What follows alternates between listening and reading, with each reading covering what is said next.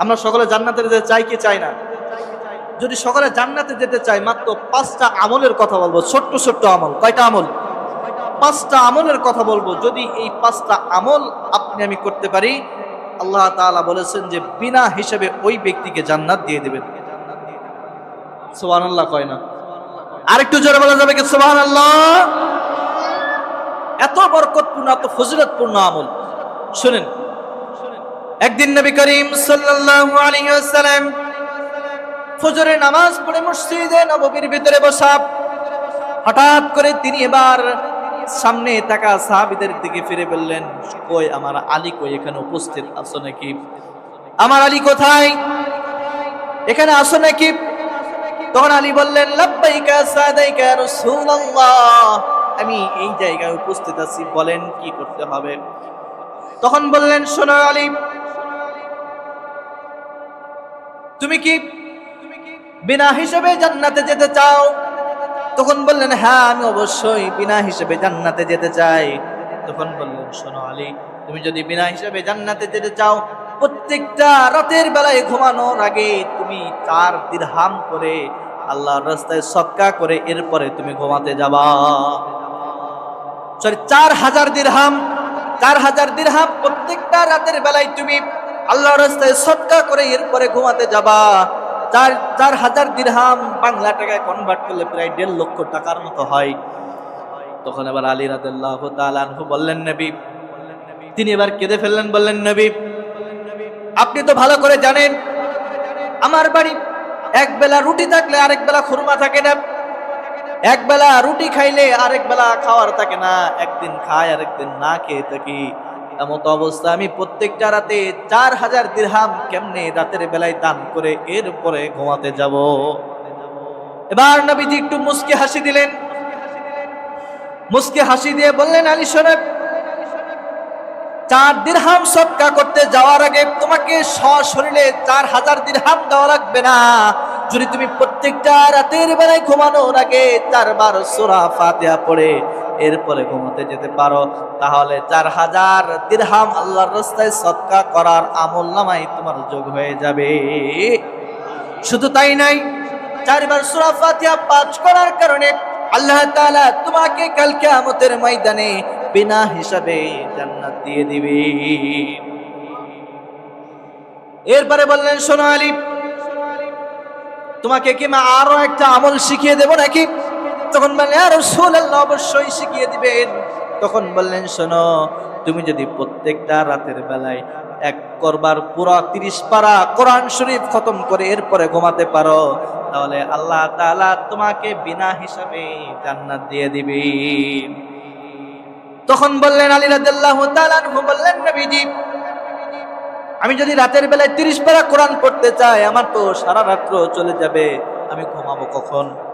এবার নবীজি বললেন, শোনো আলী, রাতের বেলায় তুমি যদি ঘুমানোর আগে 3 বার সূরা ইখলাস পাঠ করে এরপরে ঘুমাতে পারো, আল্লাহ তাআলা তোমাকে পুরা 30 পারা কোরআন পড়ার আমলনামায় তোমার সওয়াব যোগ করে দিবে। সুবহানাল্লাহ। পরের সপ্তাহে বললেন, মা বোন আছে শুনে ফেলতে পারে, সুবহানাল্লাহ বলার দরকারই নেই, কারণ সুবহানাল্লাহ বললি তো গুনাহ হবে, ঠিক কিনা? গুনাহ হবে না? দারুণ অপরাধ হবে, আমার তাই মনে হচ্ছে। হয়তো পুলিশ ধরে নিয়ে যাইতে পারে, আমার সেরকম মনে হচ্ছে, এজন্য কেউ বলে না। আগে একটা সময় মানুষ আছে, যখন একটু মিছিল মিটিং এ যাওয়া হতো, যে আমলিকের গুণ, এখন কোনো স্লোগান টান দেওয়া যাবে না, যদি পুলিশ ধরে নিয়ে যায়, ভয় ভয়তে থাকতো। আমার তো মনে হচ্ছে তার থেকে আরো বেশি ভয় আপনাদের, যে সুবহানাল্লাহ বললে যদি আল্লাহ আবার উঠাই নিয়ে যায়। আল্লাহ তাআলার প্রশংসা, যে আল্লাহ তাআলা আপনাকে জবান দিলেন কথা বলার জন্য, সে আল্লাহ তাআলার প্রশংসা করতে আপনি কার্পণ্যতা করেন, বুঝতে হবে আপনার অন্তরের ভিতরে মরিচা পড়ে গেছে। তাও কথা কয় না, একটু আওয়াজ করে বলেন না সুবহানাল্লাহ।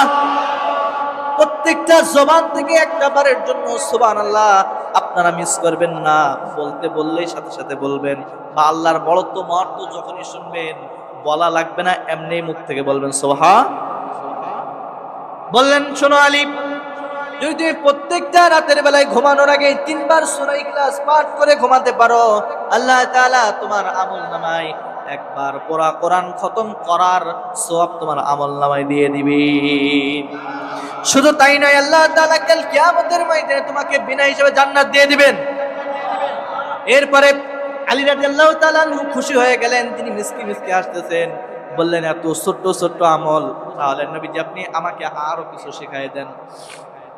এবার বলতেছেন, শোনো আলী, তুমি যদি রাতের বেলায় প্রত্যেকটা দিন যদি একটা ঝগড়া মীমাংসা করে এরপরে যদি রাতের বেলায় ঘুমাতে পারো, আল্লাহ তাআলা তোমাকে বিনা হিসেবে জান্নাত দিয়ে দিবে। বলতেছে নবী, আমি রাতের বেলায় প্রত্যেকটা দিন একটা ঝগড়া কিভাবে মীমাংসা করব? আমাকে তাহলে পাড়া মহল্লার ভিতরে তাই তো ঘোরাফেরা করতে হবে, কে ঝগড়া লাগাই, আর আজকে আমি মীমাংসা করে এরপরে ঘুমাবো। তখন বললেন, আলী শোনো, যদি তুমি রাতের বেলায় ঘুমানোর আগে মাত্র 10 বার আস্তাগফিরুল্লাহ পাঠ করতে পারো, তাহলে আল্লাহ তাআলা ওই 10 বার আস্তাগফিরুল্লাহ পাঠ করার কারণে আল্লাহ তাআলা তোমাকে বিনা হিসাবে জান্নাত দিয়ে দিবে। এরপরে নবীজিকে বললেন, নবী আপনি আরো কিছু আমাদেরকে শোনান। এরপরে 4 নম্বর বললেন, শোনো আলী, তুমি এরপরে বললেন, শোনো, যদি তুমি বিনা হিসেবে জান্নাত পেতে চাও, তাহলে প্রত্যেকটা রাতের বেলায় তুমি একবার উমরা করে এরপরে ঘুমাতে যাবা। তখন বললেন যে নবী, আমরা থাকি মদিনায়, মক্কা তো অনেক দূর, আমরা প্রত্যেক রাতের বেলায় কেমনে এই উমরা করে এরপরে ঘুমাতে যাব, আমরা তো বুঝতে পারি না। তখন বললেন, শোনো, যদি তুমি প্রত্যেক রাতের বেলায় 4 বার কালিমা পাঠ করে এরপরে রাতের বেলায় ঘুমাতে যাও, তাহলে একটা উমরা কবুল উমরার সওয়াব তোমার আমলনামায় দিয়ে দিবে। শুধু তাই নয়, আল্লাহ তাআলা কাল কিয়ামতের ময়দানে তোমাকে বিনা হিসাবে জান্নাত দিয়ে দিবে। এরপরে নবীজি বললেন, শোনো আলী, তুমি কি জান্নাতের ভিতর যে 8টা দরজা রয়েছে, এই 8টা দরজার যে কোনো একটা দিয়ে তুমি ইচ্ছা মতো প্রবেশ করতে চাও? বললেন, নবীজি অবশ্যই আমি প্রবেশ করতে চাই। তখন বললেন, শোনো, তুমি যদি 8টা দরজার ভিতরে যদি যে কোনো ইচ্ছা যেই দরজা দিয়ে প্রবেশ করবে এটা যদি করতে চাও, প্রত্যেক রাতের বেলায় ঘুমানোর আগে তুমি যদি 3 বার দুরূদ শরীফ পাঠ করে এরপরে ঘুমাতে যেতে পারো, আল্লাহ তাআলা কাল কিয়ামতের ময়দানে তোমার জন্য 8টা জান্নাত রেখে দিবেন, আর বলবেন, শোনো, এই 8টা জান্নাতের যে দরজাগুলো রয়েছে, যেটা দিয়ে খুশি আজকে তুমি সেটা দিয়ে প্রবেশ করো। তাহলে যদি বিনা হিসাবে জান্নাতে যেতে চাই, তাহলে ছোট্ট ছোট্ট বেশ কিছু আমল, খুব বেশি কিন্তু না। কি বলেছি? সর্বপ্রথম 4 বার ঘুমানোর আগে রাতের বেলা 4 বার সূরা ফাতিহা পড়ে ঘুমাবেন, এরপরে 3 বার নবীজির উপরে দুরূদ পাঠ করে ঘুমাবেন, 3 নম্বরে 4 বার 4 কালেমা পড়ে ঘুমাবেন, কালিমা 4 বার পড়ে ঘুমাবেন, এরপরে রাতের বেলা ঘুমানোর আগে 10 বার আস্তাগফিরুল্লাহ পাঠ করে ঘুমাবেন, সর্বশেষ 3 বার সূরা ইখলাস পাঠ করে ঘুমাবেন। এই ছোট্ট ছোট্ট 5টা আমলের কথা বললাম। এই 5টা আমল যদি আপনি আমি করতে পারি, ইনশাআল্লাহ তাআলা আল্লাহ তাআলা আপনাকে আমাকে কাল কিয়ামতের ময়দানে বিনা হিসাবে জান্নাত দিয়ে দেবেন। সুবহানাল্লাহ।